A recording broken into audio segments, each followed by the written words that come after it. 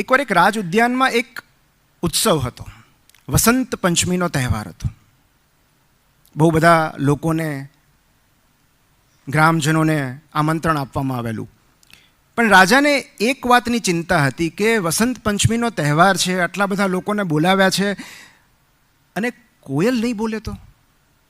કોયલ તો બોલવી જોઈએ, તો જ આમ પિક્ચર પરફેક્ટ લાગે ને. એટલે એમણે એમની ચિંતા મંત્રીને વ્યક્ત કરી કે કોયલ નહીં બોલે તો શું કરશું? મંત્રીએ કહ્યું, કેમ નહીં બોલે?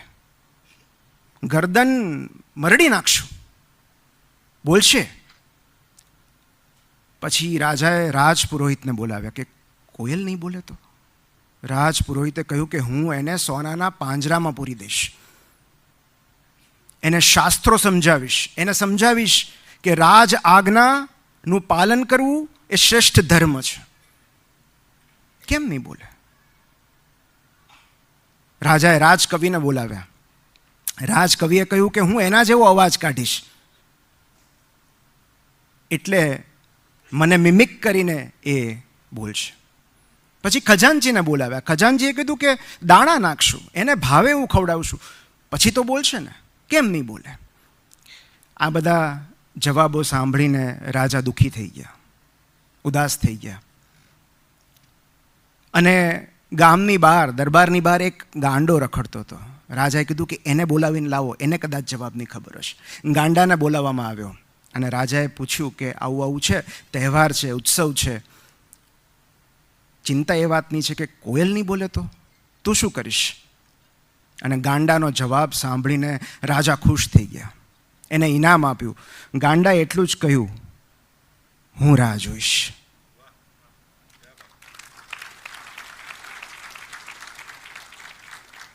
હું રાહ જોઈશ. And parenting is all about waiting.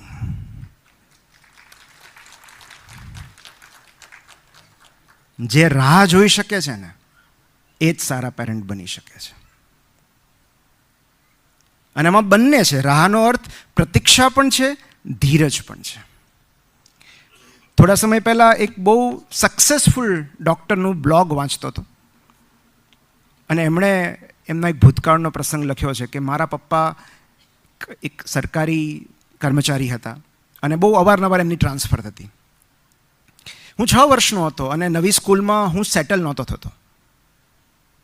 તો પપ્પા રોજ સવારે મને સ્કૂલે મૂકવા આવે અને હું દફતર લઈને મારા ક્લાસરૂમમાં જાઉં.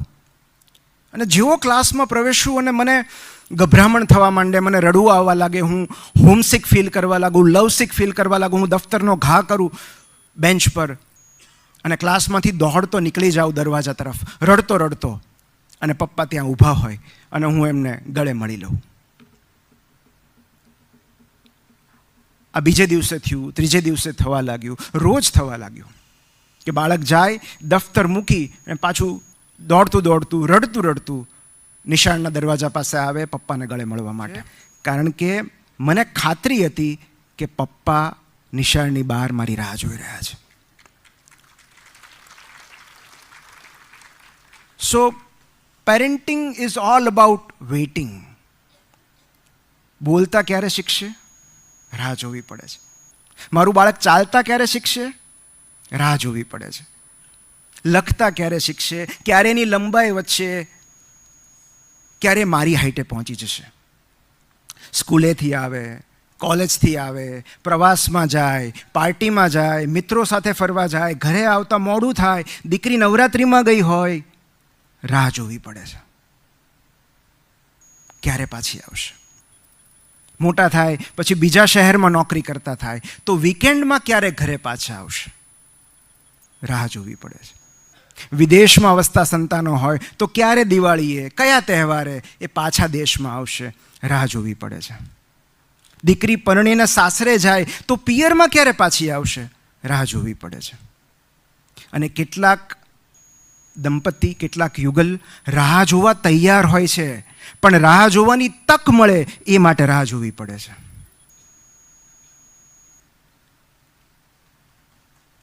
પૂછો જે લોકો IVF ટ્રીટમેન્ટ કરાવતા હોય ઇન્ફર્ટિલિટીથી કે અમે રાહ જોવા તૈયાર છીએ, પણ અમને તક તો આપો.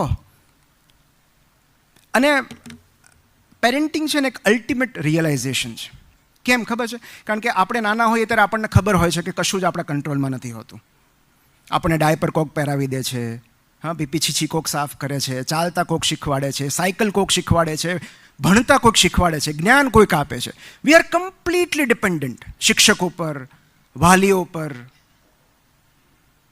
ધીરે ધીરે આપણે મોટા થઈએ છીએ, ઇન્ડિપેન્ડન્ટ બનતા જઈએ છીએ, સ્વતંત્ર બનતા જઈએ છીએ, આત્મનિર્ભર બનતા જઈએ છીએ, વધુ એજ્યુકેટેડ બનીએ છીએ, વધુ સ્ટ્રોંગર બનીએ છીએ, સ્માર્ટર બનીએ છીએ. અને પછી આપણને એવું લાગે છે કે બધું જ આપણા કંટ્રોલમાં છે. અને જે ક્ષણે આપણને એવું લાગવા લાગે છે કે બધું જ આપણા કંટ્રોલમાં છે, આપણા ઘરે એક બાળકનો જન્મ થાય છે. અને પછી આપણને રિયલાઇઝ થાય છે કે કશું જ આપણા કંટ્રોલમાં નથી.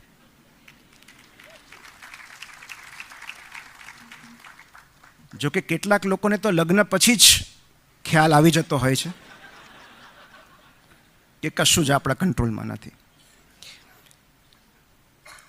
એટલે જે રીતે કોઈનું મૃત્યુ થાય ને આપણને રિયલાઇઝ થાય ને કે કશું જ આપણા કંટ્રોલમાં નથી, આ તો ગઈ, આપણે ન રોકી શકીએ એને. આપણે ઈચ્છતા હતા કે આપણી સાથે વધારે સમય રહે, પણ ચાલ્યા ગયા, સ્વજન ચાલ્યા ગયા, કશું જ આપણા કંટ્રોલમાં નથી. તો જે રીતે કોઈ જાય ત્યારે જેમ સમજાય છે ને, એ રીતે માતા કે પિતા બનીએ ત્યારે પણ એવું સમજાય છે કે કશું જ આપણા કંટ્રોલમાં નથી. અને જો તમને એ વાતની ચિંતા હોય કે તમે એક સારા પેરેન્ટ છો કે નહીં, તો બિલીવ મી, તમે એક બહુ જ સારા પેરેન્ટ છો. તમારી પેરેન્ટિંગ પદ્ધતિ વિશે તમને શંકા હોય તો તમે સારા પેરેન્ટ છો. જો તમને પેરેન્ટિંગ વિશે જાણવાની, બાળકોના મનને સમજવાની કે પોતાનામાં સુધાર લાવવાની ઈચ્છા થતી હોય તો તમે એક સારા પેરેન્ટ છો. તમે રવિવારની સવારે અહીંયા આવ્યા છો એ જ બતાવે છે કે તમે સારા પેરેન્ટ છો. બાકી જે શહેરમાં બપોરે 2 થી 5 જન્મેલું બાળક પણ જન્મીને તરત રડતું નથી, સૂઈ જ જાય છે કે 5 વાગે રડશું. એવા શહેરમાં રવિવારની પ્રિય સવાર કરતાં તમને તમારું પેરેન્ટિંગ વહાલું છે. તો બાકી બધી વાત તો પછી આવે, પહેલાં તો તમે એક બહુ સારા પેરેન્ટ છો. અને આ સમાજને નુકસાન જ્ઞાની લોકોની શંકાથી નથી થતું, અજ્ઞાનીઓના કોન્ફિડન્સથી થાય છે. એટલે તમને તમારી પેરેન્ટિંગ સ્ટાઇલમાં શંકા હોય તો એ સારી બાબત છે, પણ હું જે કરું છું એ બરાબર જ કરું છું ને, એ ડેન્જરસ સિચ્યુએશન છે. કારણ કે એમાં કશુંક નવું શીખવાનો અવકાશ નથી હોતો. અને ટીનેજ પેરેન્ટિંગ, મને પૂછ્યું ધવલભાઈ કે તમે શું કહેશો, તો ટીનેજ પેરેન્ટિંગ મેં એટલે પસંદ કર્યું કારણ કે મારી દીકરી હવે 13 થઈ છે, એ 13 વર્ષની છે. અને હું પણ રોજ નવું વાંચી રહ્યો છું, અનુભવી રહ્યો છું, શીખી રહ્યો છું એની સાથે ડીલ કરતા. અને આ કેમ અઘરું છે? કારણ કે તમને સતત એવું લાગ્યા કરે કે આ બાળક તમારું છે જ નહીં.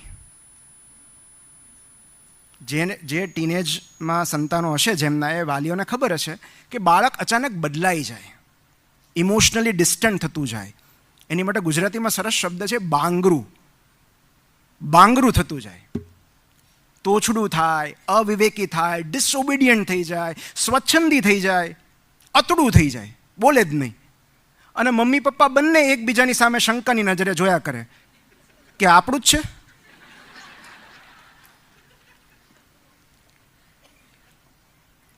એમના મિત્રો એમને વધારે અગત્યના થઈ જાય આપણા કરતાં, સિક્રેટિવ થઈ જાય, દરેક વસ્તુ શેર ન કરે.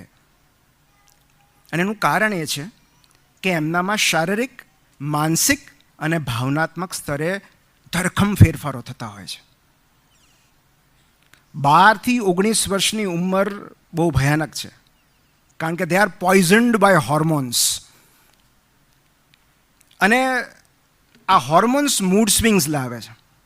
હવે પ્રોબ્લેમ એ છે કે ટીનેજ સંતાન જે પ્યુબર્ટીમાં પ્રવેશે છે, દીકરો કે દીકરી, એનામાં જે હોર્મોન પ્રવેશતા હોય છે, મોટે ભાગે એ જ સમયે મમ્મીમાંથી એ હોર્મોન્સ વિદાય લેતા હોય છે. એટલે એના પણ મૂડ સ્વિંગ્સ હોય છે. એટલે આ બાજુ સંતાનોના મૂડ સ્વિંગ્સ, આ બાજુ મમ્મીના મૂડ સ્વિંગ્સ, અને વચ્ચે ફસાયેલો પિતા. એટલે ઘણીવાર એ યુદ્ધ વિરામના ઘણા પ્રયત્નો કરતો હોય છે,